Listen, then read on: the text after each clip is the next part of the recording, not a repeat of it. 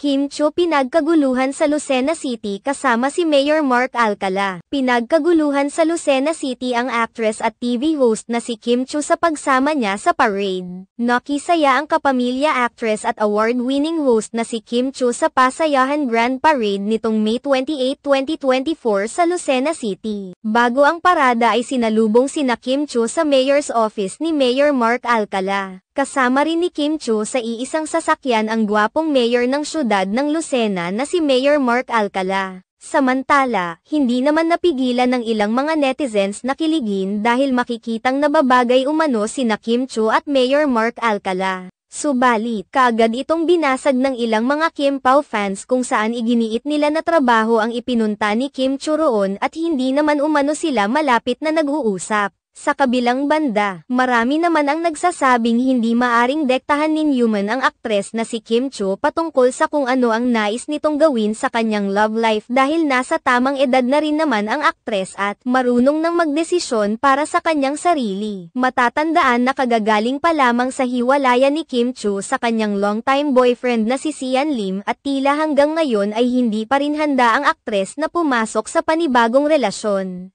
Bukod pa rito, talagang abala ang aktres sa kanyang showbiz career lalo na't nagkakasunod-sunod ang kanyang mga projects at mga guestings, hindi nakabilang rito ang pagiging regular niya sa noontime show na It's Showtime.